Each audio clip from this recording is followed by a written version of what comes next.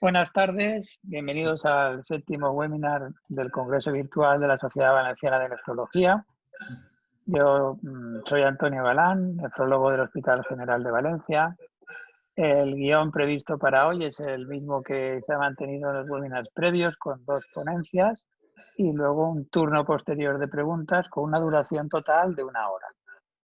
A continuación, Yaiza Aznar, que es nefróloga del Hospital de la Ribera, donde llegó después de formarse como residenta en el Hospital General de Valencia y donde ha trabajado fundamentalmente en la unidad de hemodiálisis de crónicos y donde ha llevado a cabo además un proceso de acreditación de calidad, por lo tanto es conocedora de estos temas, va a ser quien va a presentar al primer ponente.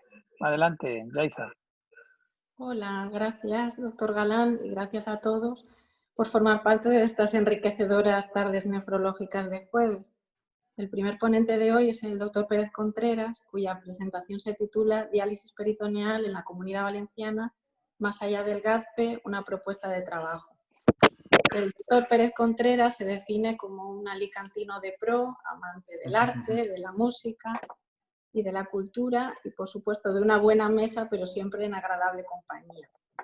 Nació y creció en esta bella ciudad, a donde regresó después de haberse formado en Asturias.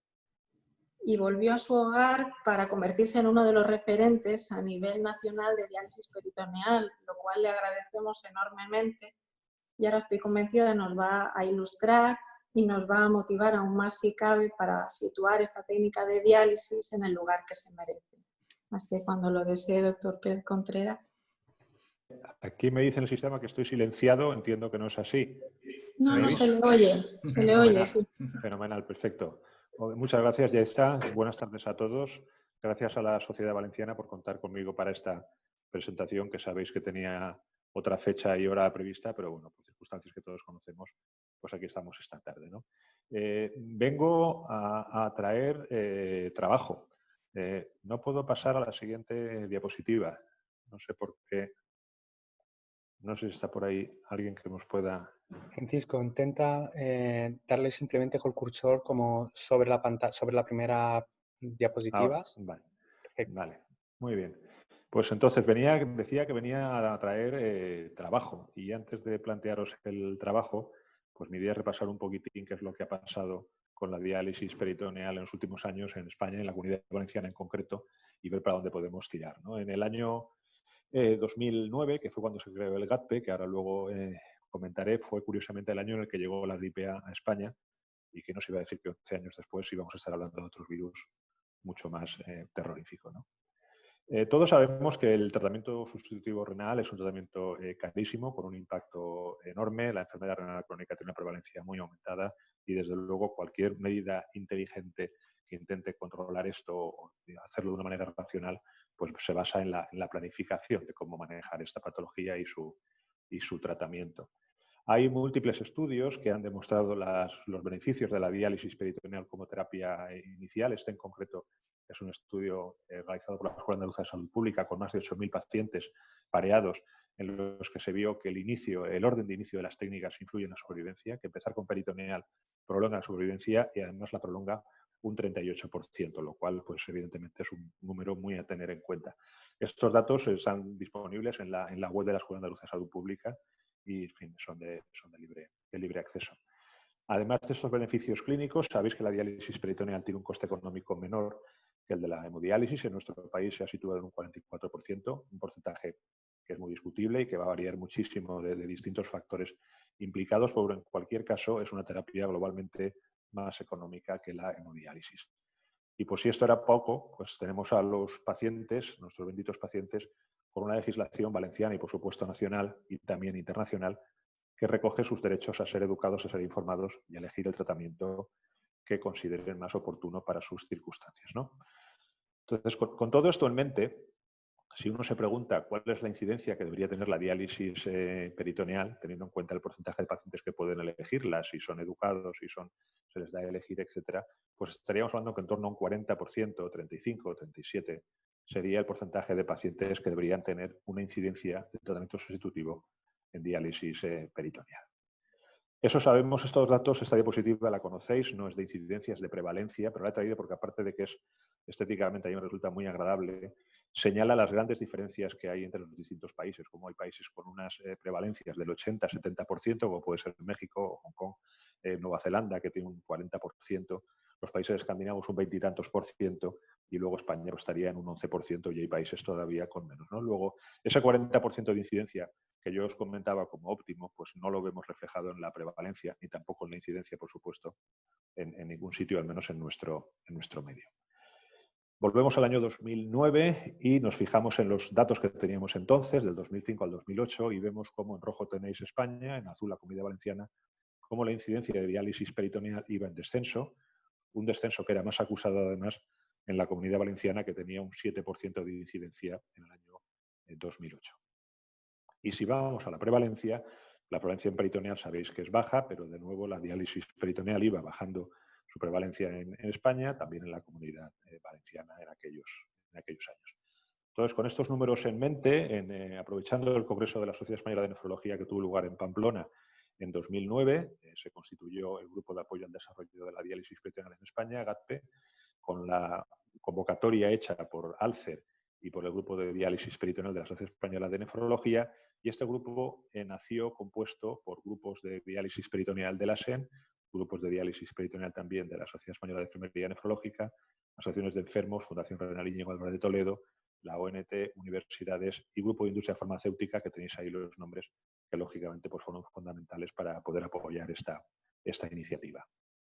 Los objetivos de este grupo eran claros, era concienciar a la Administración y a la sociedad de que la peritoneal está infrautilizada en nuestro medio y facilitar el desarrollo de acciones de política general y local a favor de este tratamiento, con un objetivo pues, realmente muy ambicioso, que no hemos conseguido nunca, y no sé si conseguiremos alguna vez, espero que sí, que era pasar la prevalencia de diálisis peritoneal de un 10% respecto al total de la diálisis en el 2009 a un 20% en el 2014.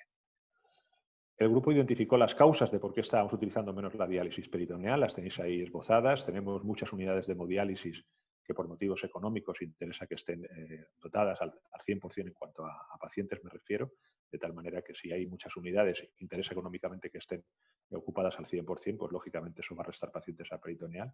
Tenemos muchos pacientes con un inicio no programado, en los que es muy sencillo poner una vía central, empezar hemodiálisis y olvidarnos de ellos, cuando también tienen derecho a que se eduquen y elegir técnica.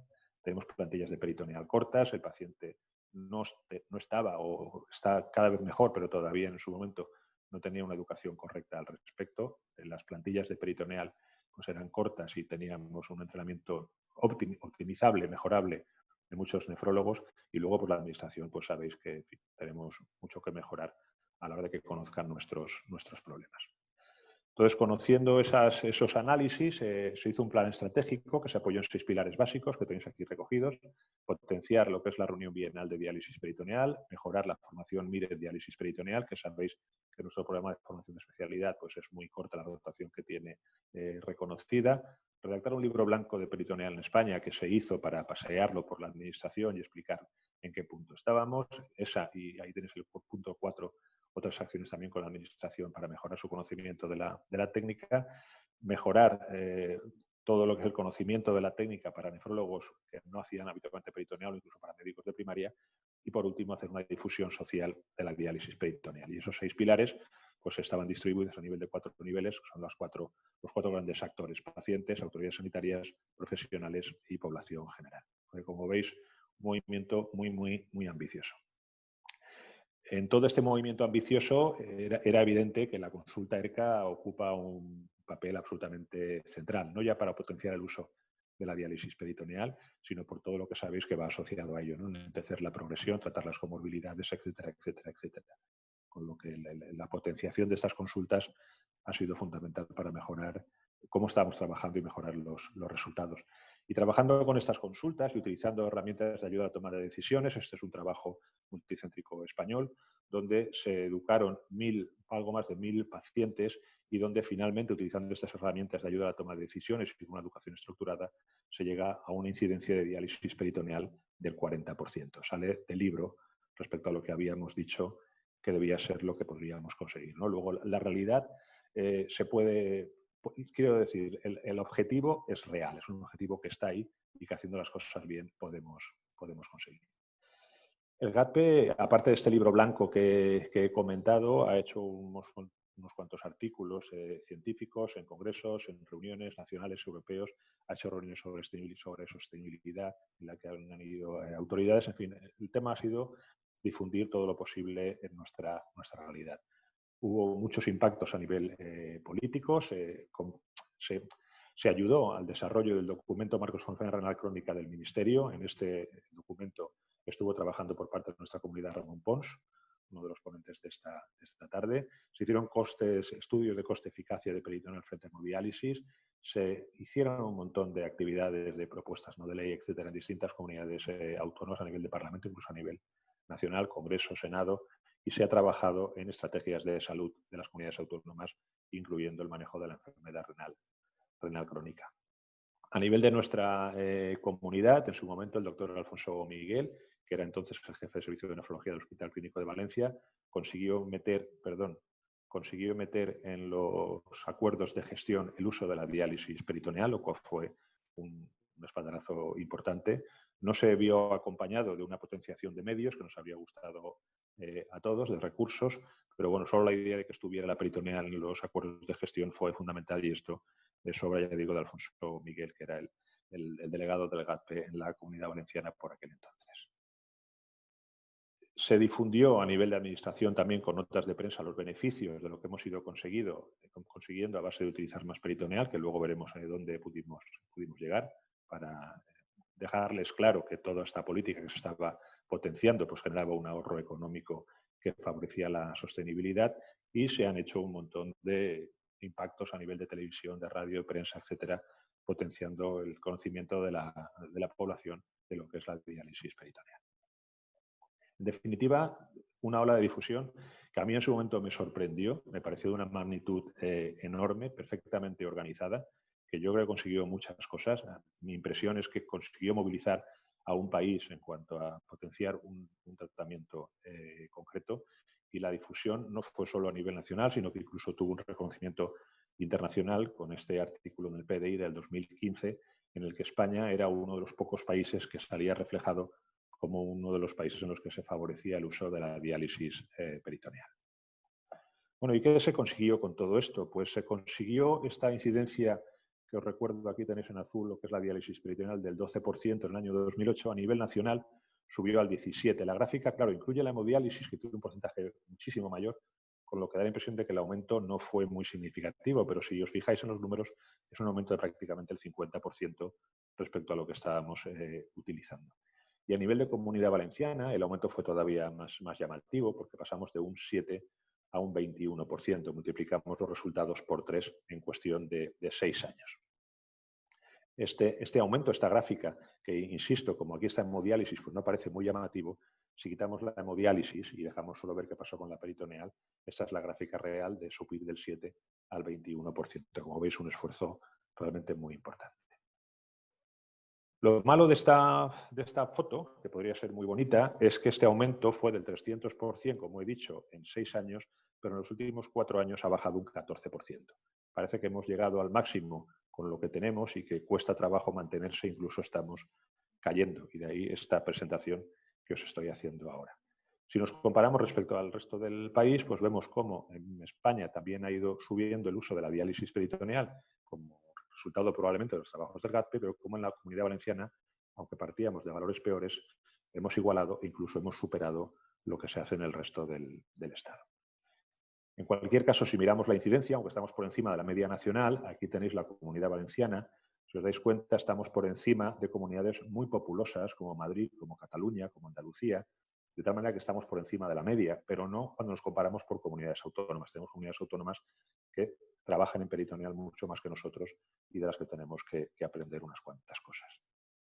Si miramos la prevalencia, a nivel nacional subió un 10%, de un 5 a un 5,5, pues que realmente no es gran cosa. Sabéis que la prevalencia en peritoneal no es muy alta por distintos factores, la incidencia, la supervivencia técnica, el trasplante, etcétera. Estos son a nivel de Comunidad Valenciana, que casi se dobló, de un 4 pasamos a un 7%, de nuevo con mejores resultados que los que se vieron a nivel nacional. Aquí tenéis como A nivel nacional pues no hubo gran movimiento y a nivel de la Comunidad Valenciana estábamos por debajo y ahora estamos por encima. Y si miramos la misma gráfica de antes de la Sociedad Española de Nefrología a nivel de prevalencia, pues vemos que tenemos mucho camino por recorrer. No ya en cuanto a la prevalencia de la peritoneal, sino en cuanto a que tenemos menos trasplante, mucho menos trasplante que otras comunidades en las que deberíamos estar mirándonos. Tenemos ahí un déficit muy importante en la comunidad, como sabéis. Como veis, los resultados en los últimos años no han sido muy allá. En los anteriores yo creo que fueron muy, muy llamativos, pero en los últimos años no nos hemos podido mantener. Y ha habido una serie de reuniones en el GATPE para ver qué factores explicaban esta falta de progresivo desarrollo, ¿no? Y se han identificado muchísimos factores, muchísimos puntos de mejora.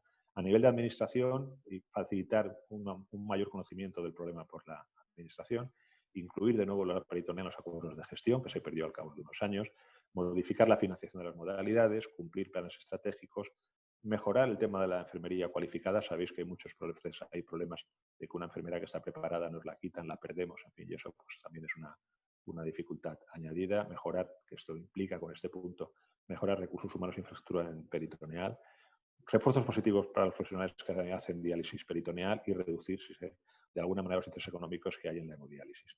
A nivel de pacientes, aparte de ERCA, que ya se está haciendo todo esto, pues intentar ver cómo podemos facilitar el tema del paciente que se autocuida, porque hay algunos pacientes que tienen poca confianza en ser ellos mismos sus gestores de su tratamiento. Y lo más importante a nivel de puntos de mejora son los puntos realmente de profesionales, son los que van a inclinar la balanza hacia un lado u otro. Y aquí se han identificado muchísimos puntos.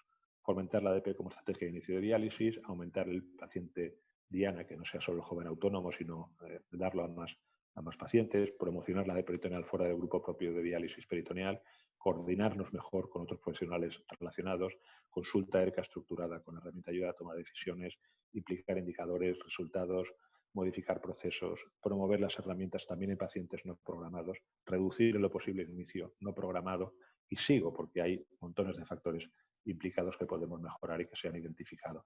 Atención domiciliaria, cursos de catéter para cirujanos, reducir información externa contaminante, y sabéis a lo que me refiero, muchas veces llegan informaciones que no sabemos de dónde, que van en contra de la diálisis peritoneal. Mejorar la imagen de la técnica, que se puede ver como anticuada por algunos observadores, tener en cuenta factores sociolaborales de los pacientes, proporcionar las ventajas de la peritoneal, aumentar la formación continuada. En fin, hay un sinfín de puntos en los que se ha analizado que hay campo de mejora. Pero aunque en 2 puntos están analizados, pues ya veis que en la práctica no se han traducido. Javier, perdona, 5 minutos. Muy bien, estoy en ello, gracias. Ya veis que no se ha traducido en un aumento significativo de la técnica en los últimos años, como sí que vimos desde el 2008 hasta el 2014. Entonces, ahora después de estos antecedentes que me parecían obligados para centrar un poquito el tema y para explicarles sobre todo esto del GATPE a los nefrólogos jóvenes y residentes, que quiero pensar que habrá unos cuantos al otro lado de la pantalla, pues este es el planteamiento del grupo de trabajo que vengo a presentaros.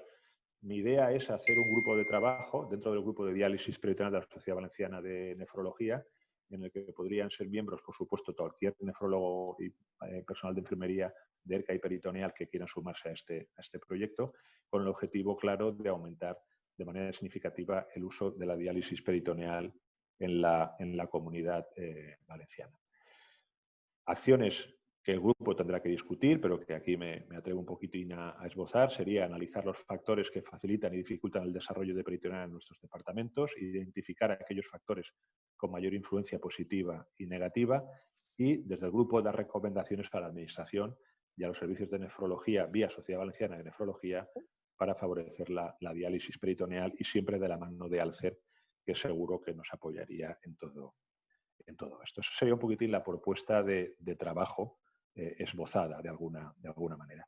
Pero yo creo que tendríamos que ir más allá y que tendríamos que ver en este grupo, si el grupo está de acuerdo, lógicamente, yo me limito a dar una idea general y luego todo el que se apunte es bienvenido a dar todo lo que considere, ¿no?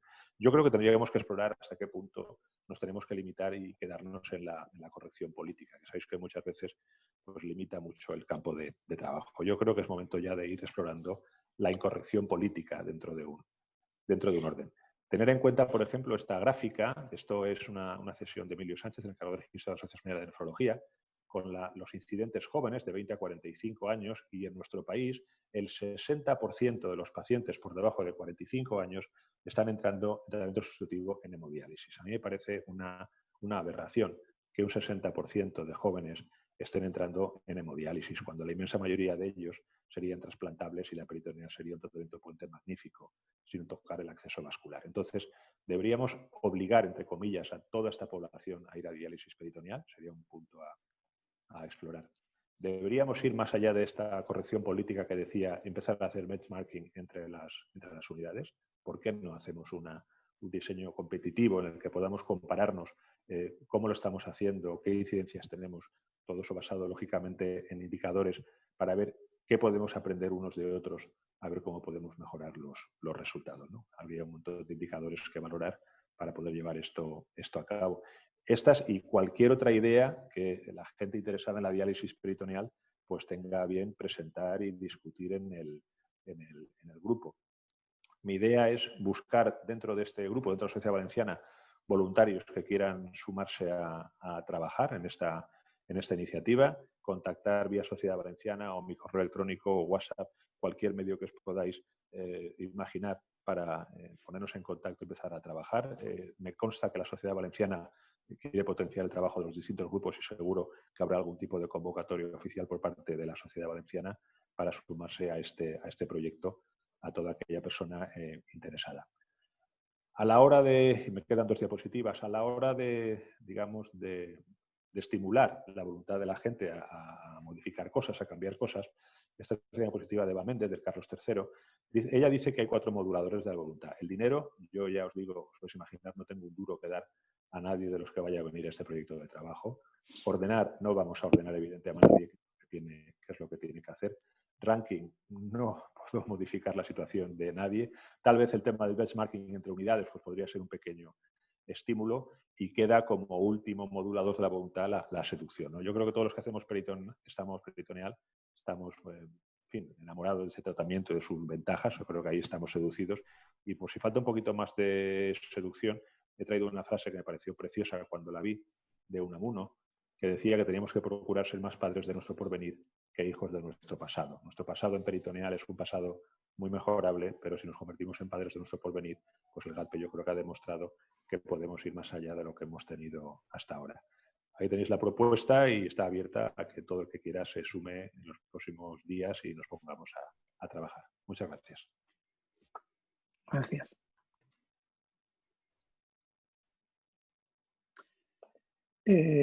Yaiza. Bueno, si os parece, dejamos las preguntas para el final y voy a presentar al siguiente ponente, que es Ramón Pons. Todos lo conocéis, es jefe de servicio de nefrología del Hospital General de Castellón y actualmente es director médico de dicho hospital, lo que le da una visión más holística desde los 2 lados, muy duro, y que ha formado parte del grupo de trabajo del modelo de acreditación que propone la Sociedad Española de Nefrología para la consulta ERCA, y es precisamente de eso de lo que nos va a hablar. Adelante, Ramón. Buenas tardes a todos, a todas.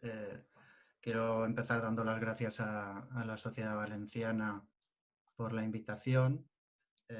Esta es una charla que me comprometí a dar el día 6 de marzo, si no recuerdo mal. Y pues nada, ya sabéis todo lo que ha pasado. Casi me quedo con esa última diapositiva de Javier porque es muy representativa de lo que tenemos que hacer a partir de ahora, ¿no? Bien, quiero también aprovechar para dar la enhorabuena a la sociedad por todo este trabajo que está haciendo, que la verdad es que es para felicitar, ¿eh? Todas estas conexiones y esta forma de tenernos en común a todos, os felicito por ello.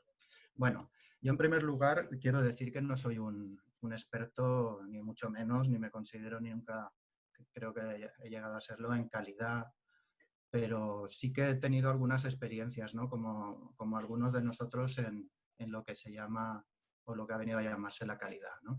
Quiero empezar esta charla poniéndonos algunas diapositivas del nacimiento de la calidad aquí en nuestro país, ¿no? En esta primera habla de legislación. Como un antecedente, en el año 97, el Consejo de Europa, de Ministros de Europa, ya dijo que los sistemas de calidad deben ser objeto de control público y ser evaluados por organismos independientes, algo que en general pues parece ser que no suele pasar, ¿eh? La ley de cohesión y calidad quizás es la más importante que haga referencia a la calidad sanitaria dentro de nuestro Sistema Nacional de Salud, y también habla de que hay que fomentar esta evaluación externa periódica y además que tiene que ser hecha por auditorías públicas, ¿eh? También da la opción de privadas, pero la responsabilidad sobre todo recae en los organismos públicos. Y un año antes, ya ha hablado también algo el doctor Javier Contreras, los pacientes, ¿no? La ley reguladora de la autonomía del paciente también lo pone, ¿no? El paciente tiene derecho a ser tratado con una calidad y probablemente es uno de los puntos a reforzar en el futuro, el que nos exijan hacer las cosas de una manera y de una manera bien hecha para que nosotros también nos veamos estimulados, ¿no? Bueno, el Plan de Calidad del Sistema Nacional de Salud nació en el año 2006. Fijaros, esto fue creado en la segunda reunión de presidentes, ¿eh?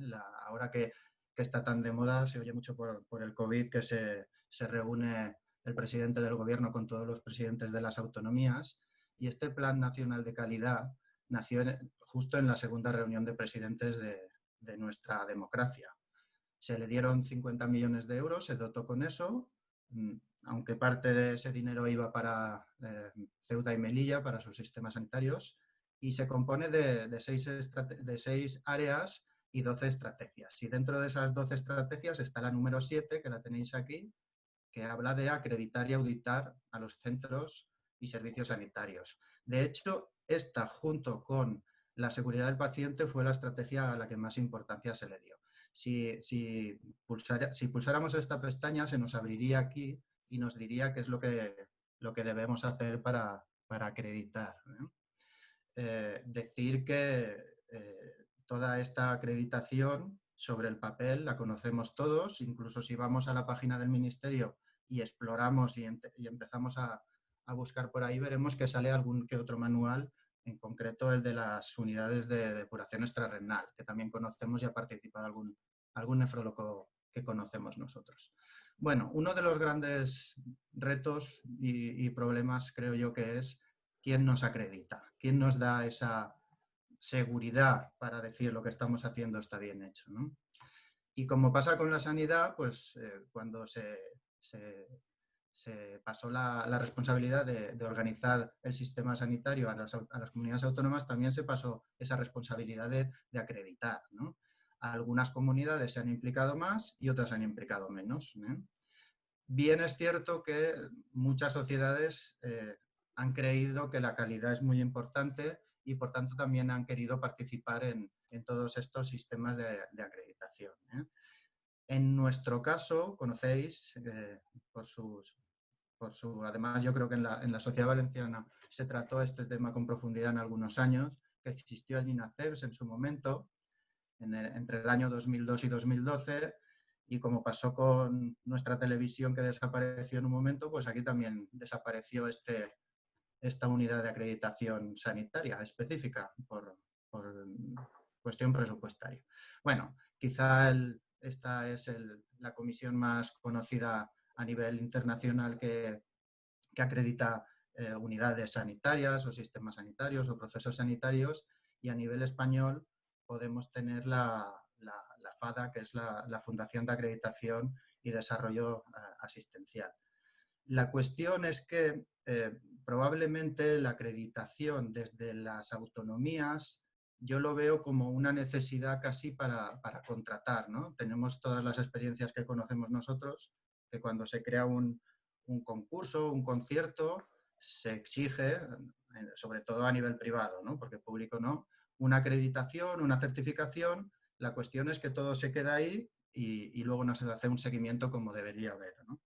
Aquí tenéis algunos ejemplos de comunidades que sí que tienen una unidad de acreditación reconocida: Andalucía, País Vasco, Cataluña, Castilla-León.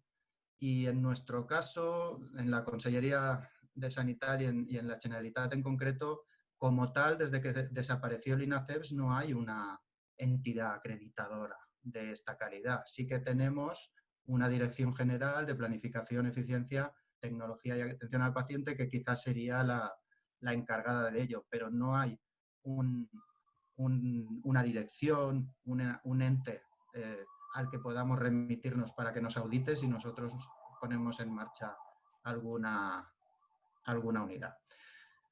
Lo que nos debe interesar, al fin y al cabo, para ver si estamos haciendo las cosas bien o no, quizás sería, pues lo que ha dicho Javier también antes con el benchmarking, compararnos. Y para compararnos, al fin y al cabo, lo que estamos viendo son variaciones de lo que hacemos unos y otros y evaluando esos resultados, ¿no? Fundamentalmente, aunque veremos que quizá no es lo más importante, o creo yo que no es lo más importante de lo que os voy a hablar luego, ¿no? Aquí tenéis dos plataformas muy interesantes donde podéis ver las variaciones de los resultados en sanidad dentro de nuestro estado, del Estado de España, el Atlas de variación y el Atlas y la Agencia de Calidad de Cataluña, donde sí que se habla en concreto del tratamiento sustitutivo renal. Quizá aquí a nivel nacional se habla más de trasplante, no se mete mucho con la nefrología en general. Bueno, dentro de nuestras sociedades médicas, en lo que es el Estado español, sí que hay algunas sociedades que se han puesto a esto y han hecho programas de acreditación, como tenéis aquí, pues medicina interna, alguna de las unidades de epilepsia como la Sociedad Española de Neurología y otras quirúrgicas, laboratorios, la SECPAL en cuidados paliativos, o sea que sí que hay un movimiento en ese sentido de lo que son las sociedades científicas en implicarse en la acreditación.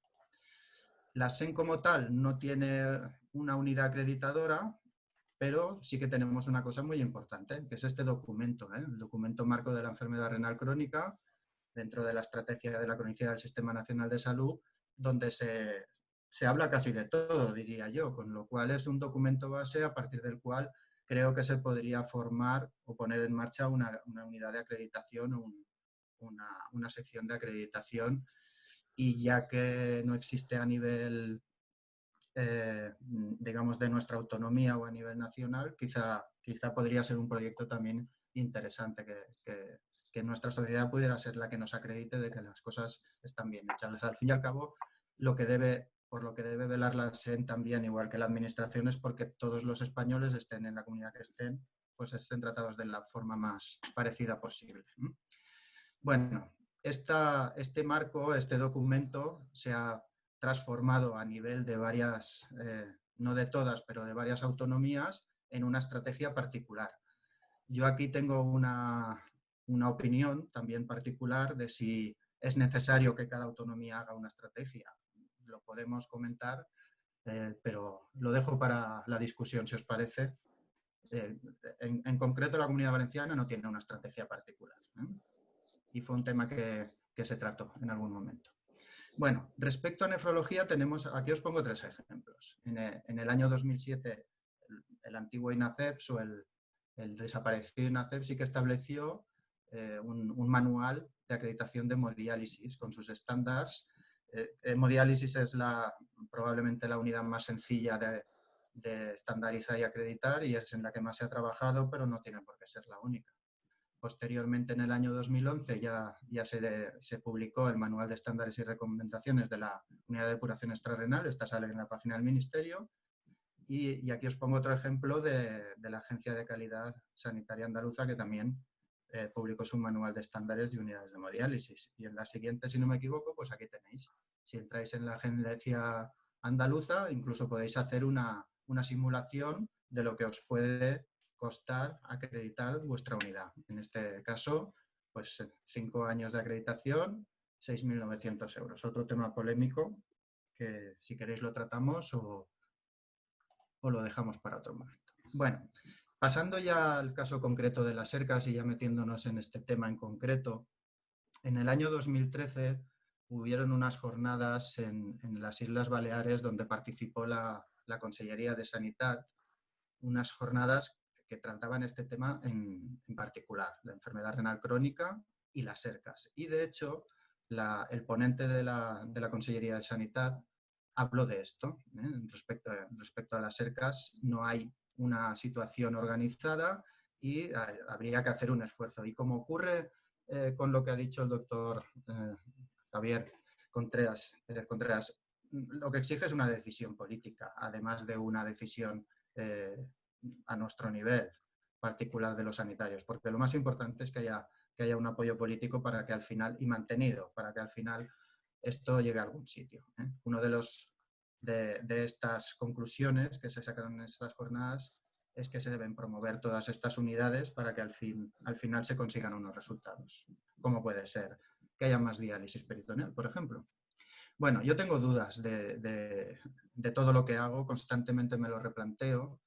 Y respecto a la ERCA, pues yo diría qué queremos conseguir con ella, ¿no? Y yo creo que esto más o menos puede que lo tengamos claro, y otra cosa es cómo hacerlo. Y, en fin, al final lo que tenemos que hacer para ver lo que estamos haciendo es pues medir toda esa realidad para ver si lo que hacemos está bien, está mal, varía respecto a otros y nos podemos, por lo tanto, comparar.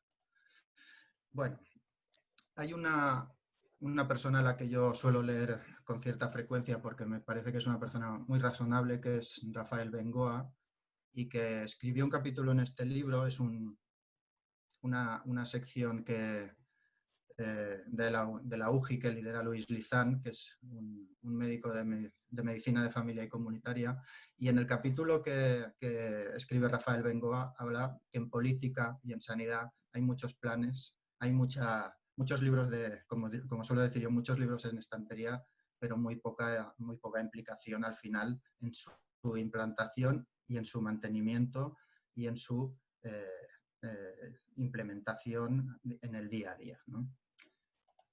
Bueno, quería hacer un repasillo también de cuándo se puso en marcha la primera ERCA en la Comunidad Valenciana. Y yo creo que este sería un momento en el que me gustaría, creo que tenemos por ahí preparado alguna pregunta, y es a los asistentes que estáis viendo esta charla, preguntaros si creéis que en vuestros hospitales hay realmente una ERCA. Si vosotros y vuestros centros donde trabajáis hay una ERCA que cumple los requisitos, y simplemente hay que decir si consideráis que sí o que no y enviar vuestra respuesta.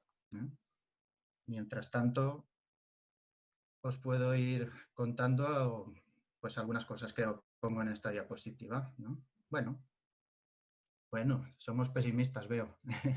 Bien. Luego al final podemos volver a hacer la misma pregunta. Bien, aquí os pongo de nuestra reunión regional, de la reunión de la Sociedad Valenciana de Nefrología. En el año 2004, en Xàtiva, Carlos Alonso ya habló de la ERCA, de la enfermedad renal crónica avanzada, de la unidad, y ya decía que lo que quería es que se garantizara una transición programada a la diálisis en la mayoría de los casos, ¿no? Ese era el objetivo fundamental. Nosotros en Castellón, en el año 2001, yo todavía no estaba en el hospital, pero sí me dedicaba a la diálisis. Aquí ya se hablaba de prediálisis, ¿no? Una palabra que yo he intentado borrar cuando he estado haciéndome responsable del hospital, de la sección de nefrología, ¿no? Y esta es una Ramón, perdona, sí. me comentan que 5 minutillos. Muy bien. Y esta es una tabla que yo utilicé cuando llegué, ¿no? Bueno, al final yo lo que quiero con esta presentación es hablaros del proceso sobre todo, ¿no? Y de que no es lo mismo hacer un inicio programado de la diálisis que un inicio óptimo, ¿eh? A lo que debemos llegar es al inicio óptimo, y para conseguir ese inicio óptimo debemos, además de hacer una remisión temprana del paciente, hacer una educación, y aquí pongo el 2, porque el inicio óptimo requiere de la educación tanto del paciente como del responsable de esa educación, ¿eh? Lo que queremos es quitar de en medio toda esta variabilidad de cómo hacemos la cosa, de todo ese proceso. Sabemos todos lo que queremos, creo yo, pero no sabemos cómo llevarlo a cabo, y además parece ser que después de lo que hicimos no hay muchos estándares de cómo debemos hacer ese proceso, ¿eh? Bien, para hacer toda esta acreditación, todo este manual, nos reunimos 9 nefrólogos, hicimos un repaso de sistemas de calidad aplicados a sanidad y, por fin, modelos de acreditación propios de cada una de algunas de las especialidades científicas que os he puesto allí. Esto duró algo más de un año. En esta fase, la fase de este proyecto se puede resumir en tres fases. Una propuesta de estándares, de ahí partieron 82, ese fue el punto de partida, el 63% eran obligatorios y una tercera parte estaban centrados en todo ese proceso. La encuesta a la cual contestasteis alguno de vosotros se mandó a 121 profesionales, contestaron 95, 80 nefrólogos y 15 enfermeras, en la Comunidad Valenciana 9, y de 82 estándares que propusimos este grupo de nefrólogos, después de esta encuesta, que se va a publicar en la revista Nefrología dentro de poco, se pasó a 68. Con toda esta información hicimos un análisis y una propuesta final que tenéis aquí, en distintos bloques, que ahora veremos cómo se distribuyen, pero sobre todo lo que me llamaba la atención a mí cuando se pasó esta propuesta es cómo se pasó de una obligación de cumplir todos esos criterios de un 63% a un 54%. Éramos, por decirlo así, poco exigentes los nefrólogos en la encuesta para cubrir todos esos bloques. Al final ha quedado así la cosa. Hemos definido, yo diría, 3 niveles en realidad de acreditación, según se cumplan criterios obligatorios o criterios recomendados, y un nivel yo diría que es de invitación. Este nivel básico que tiene 40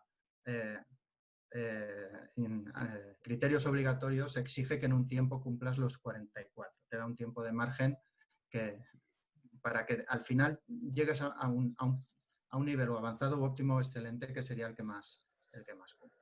Bueno, en esta rueda veis lo que se pide: requisitos generales, recursos humanos, procesos, que es donde más criterios obligatorios hay. La relación criterio obligatorio recomendado es más alta. Derechos y seguridad del paciente y, por último, resultados. Entre procesos y resultados es donde más criterios vamos a tener.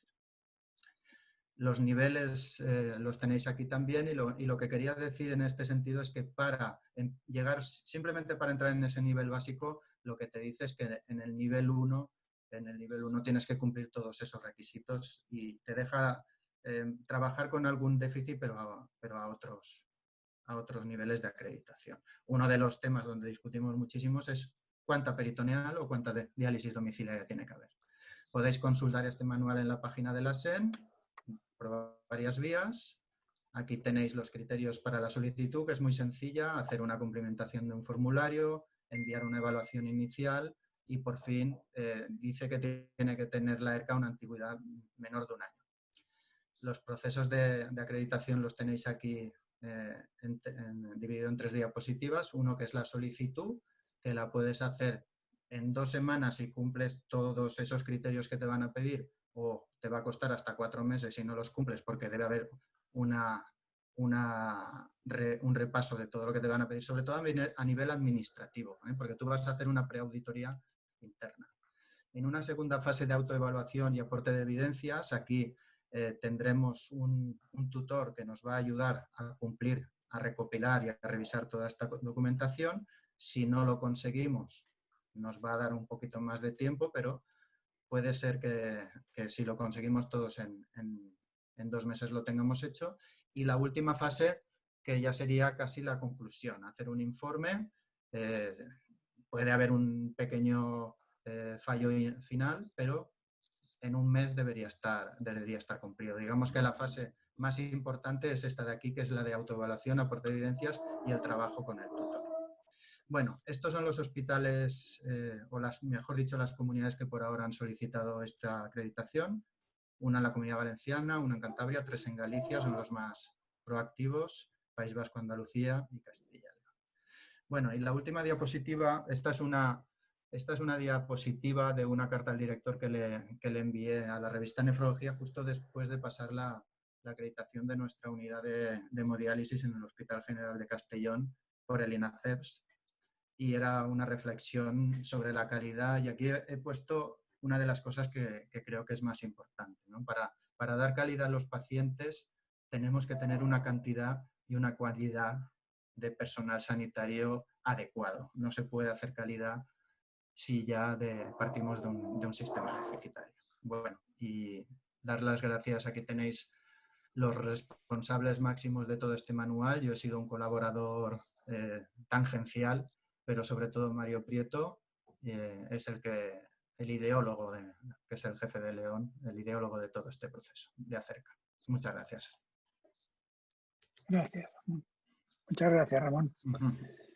Bueno, pasamos al turno de preguntas. Tenemos unos 15 minutos para preguntar y media se acabará el webinar. Vamos a ver qué preguntas tenemos por aquí.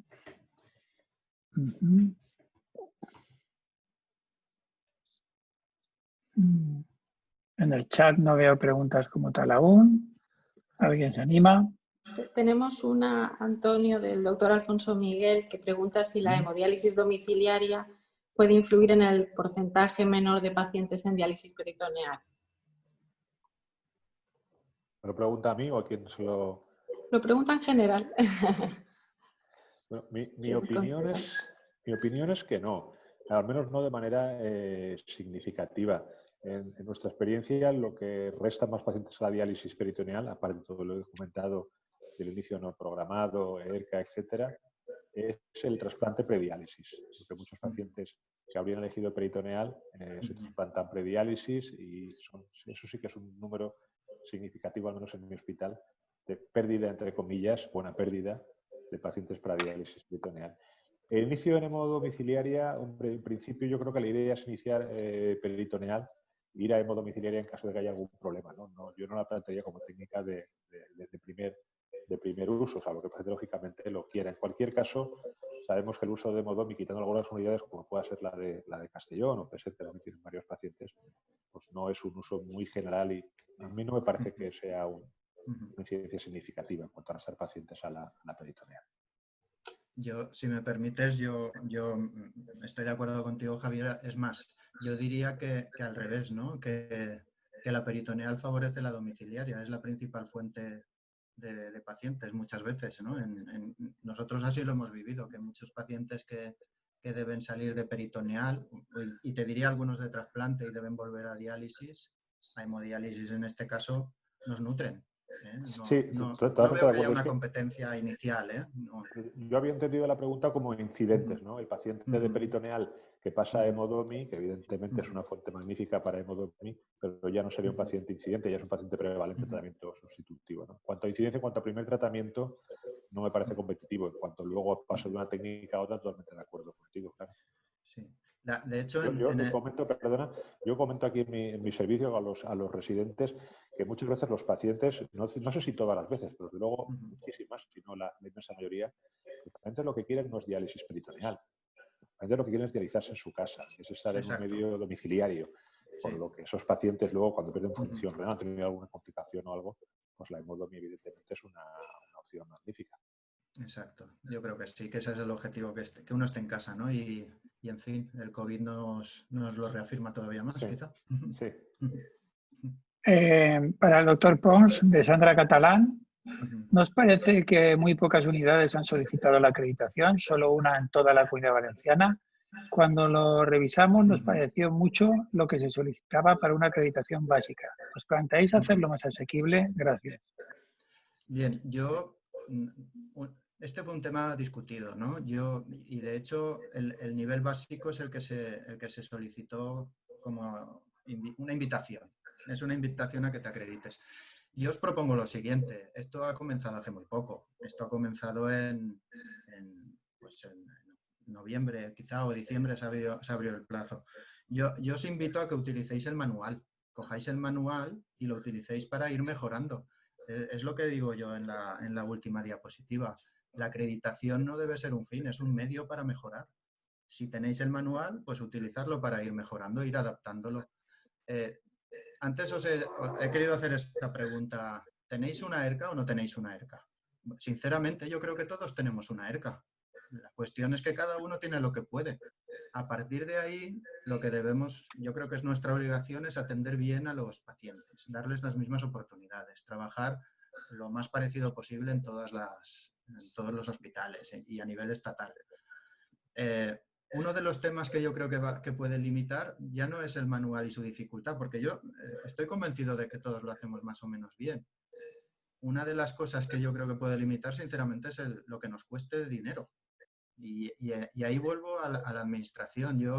Mi opinión en el grupo de trabajo fue que si realmente la administración cree que esto es importante, no lo debe de obligar, lo debe de pagar, lo debe de facilitar. Debe invitarnos con becas, con ayudas, como sea, a conseguir acreditaciones. Creo que es lo más lógico, si realmente le da importancia. Si no se la da, pues bueno, un poco como pasa con las técnicas domiciliarias y la peritoneal. Es la administración la que debe creerse esto. Y nosotros también, ojo, los profesionales debemos ser los primeros, porque si no nos lo creemos nosotros, no lo venderemos nunca. Claro. Hay un espectador anónimo que también pregunta si la diálisis peritoneal asistida podría ser una opción a tener en cuenta en España. Bueno, eso es un debate sujeto a opiniones. Hay posturas a favor, posturas en contra. En Francia hay experiencia con la asistida, también hay gente que está más o menos a favor del tratamiento. Entonces, insisto, es cuestión de opiniones. Mi opinión personal es que no deberíamos basar el crecimiento de la diálisis peritoneal en la peritoneal asistida, que es una opción que debería estar ahí, que para algunos pacientes puede venir bien, que incluso en algunos sitios con mucha prevalencia se podría plantear algún centro donde se haga la peritoneal asistida. Totalmente de acuerdo. El tema está en que como política, digamos, general, eso conlleva un coste económico importante. Hay una enfermería que tiene que desplazarse. Esa enfermería no está muy claro si es una cicladora, una conexión a la cicladora, sin que luego hay una asistencia durante la noche, no va probablemente a ningún sitio. Una manual, en fin, no es tan fácil. Entonces, para casos puntuales, probablemente sí. Como política de desarrollo yo no la veo, aparte de que a mí personalmente, insisto que es una opinión personal, me gusta más la peritoneal autorrealizada por el paciente, más que esa peritoneal que muchas veces ocasiona una carga al asistente, al familiar que ayuda a esa persona y acaba quemándolo, ¿no? Entonces, es una posibilidad, pero ya digo que no creo que debiera ser el camino, en mi opinión. Como veo que no hay preguntas. Volviendo a la pregunta anterior, perdón, Sandra, los auditores, los tutores, son todos nefrólogos, tranquila. No va a venir un auditor de estos. O sea, que yo creo que hay que animarse, acreditarse, pero tampoco obsesionarse. No en todo. O sea, utilizar el manual, cogerlo como un medio para llegar a un fin, pero no es el fin en sí la acreditación, es mejorar. O sea que, y cuando estéis más o menos seguros y tengáis dinero, pues os echáis para adelante, pero de verdad que son todo... va a ser el grupo de trabajo, yo me he apartado, pero básicamente el grupo de trabajo que creó el manual y alguno más que las en invitar a participar. Los tutores van a ser todos compañeros y compañeras nuestros. El doctor Gorriz pregunta a ti, Ramón, si en estos momentos con recursos limitados, especialmente de enfermería, ¿existen hospitales sin enfermería específica dedicada a ERCA? Como gestor médico eres y director médico, ¿qué estrategias sugieres para que se planteen los nefrólogos a nuestros dirigentes y demostrarles que una enfermera para ERCA es muy rentable, aunque sea compartida con diálisis peritoneal? Bien, pues nos tenemos que convencer nosotros. Yo creo que lo primero es convencernos nosotros. Por ejemplo, fijaros, ya es adelantarme quizá a otra webinar, ¿no? Pero es mucho más fácil tener enfermería de diálisis peritoneal que enfermería de hemodiálisis. Mucho más fácil entrenarlas, mucho más fácil hacer que enseñen a los pacientes, y todos los recursos de enfermería, si los vemos dentro de cualquier unidad, se van a la hemodiálisis. Nadie se plantea dejar de hacer hemodiálisis para hacer más diálisis peritoneal, o casi nadie que yo conozca. La enfermería de ERCA es la más importante si queremos hacer que todo lo demás vaya bien. Entonces, Los que debemos convencernos somos nosotros. Nosotros seguro que tenemos un equipo de enfermería del cual podemos quitar a una enfermera de un sitio y ponerla a otro. Tenemos que ser nosotros, ni más ni menos que nosotros mismos, los responsables de los servicios. Y convencer al servicio de que eso es lo correcto, evidentemente. Porque, en fin, vamos a tener nuestras dificultades para ello. El doctor Gorri dice que él está muy convencido de ello. Fíjate, Ramón, nosotros tenemos el mismo cuello de botella, tenemos la misma convicción que José Luis, y lo que vemos es que lo que exponías ahí del hablar de variabilidad de práctica clínica, existe la misma variabilidad en la práctica de la gestión. Ante una evidencia, cada hospital actúa de una manera y al final ha habido soluciones de unificar la enfermería de Modom y DP y a partir de ahí explorar que ellos mismos hagan la ERCA, pero ¿por qué no se define una actitud común? Porque esto no ocurre con las unidades de diabetes. Las consultas de enfermería de diabetes, todos tienen una consulta de enfermería de diabetes. En cambio, la ERCA, yo ya llevo 4 años aportando documentación y no consigo que la dirección de enfermería nos escuche. Pues hay que convencerles. Es que no nos queda otra. Hay que convencerles. Y a lo mejor, pues eso, nosotros en Castellón yo creo que ese trabajo lo hicimos desde el principio así. Y la hemodiálisis en casa ha crecido porque hemos quitado recursos de otro sitio. No porque nos hayan dado más, no os equivoquéis. Hemos dejado de hacer otras cosas, muy a nuestro pesar, para dedicarla a eso, porque llegamos al consenso y al acuerdo de que la hemodiálisis en casa es más importante que un turno de hemodiálisis en el hospital, por ejemplo. Comentan también en el chat a Javier que enhorabuena por la iniciativa, que le parece una gran idea a Sandra comparar las incidencias en diálisis peritoneal por departamentos y que esa transparencia nos permitiría estimular y mejorar a todos. Yo creo que sí, yo creo que es una... que bien entendido debería ser algo muy positivo. O sea, nadie lo plantea como algo de decir yo estoy trabajando mejor que tú, sino bueno, vamos a ver qué podemos hacer con los medios que tenemos y con lo que estamos consiguiendo cada uno para ver cómo podemos mejorarlo, ¿no? Todos sabemos las diferencias que tenemos del número de trasplantes renales entre distintos hospitales y no pasa nada, o distintos tipos de cirugía, o bueno, pues a lo mejor podríamos comparar esto. Yo creo además que a nivel de Comunidad Valenciana los que hacemos diálisis peritoneal nos conocemos todos, nos llevamos bien. En el grupo Levanta hay un ambiente familiar magnífico y seguro que lo podríamos hacer por el bien de la peritoneal de los pacientes y del sistema sin ningún problema. Yo creo que puede ser una idea a valorar. Gracias a Sandra por el comentario. Puede ser uno de los indicadores deberíamos proponer a la administración que pusiera 6 indicadores, no más, y empezar a medir cosas. Y uno de ellos yo creo que debería ser ese, ¿no? La incidencia de diálisis peritoneal, por ejemplo, ¿no? Por departamentos. Yo creo que tendríamos que empezar por el tamaño de las plantillas y la población a atender. Ese sería mi primer punto, ¿no? Población a atender, cuál es tu cartera de servicios, qué gente tienes para hacer ese trabajo y compararte con el resto de departamentos y ver cómo está la cosa, ¿no? Intentar equilibrar un poquitín las cosas. Cuando se habla de equidad, a lo mejor tendríamos que empezar por ahí.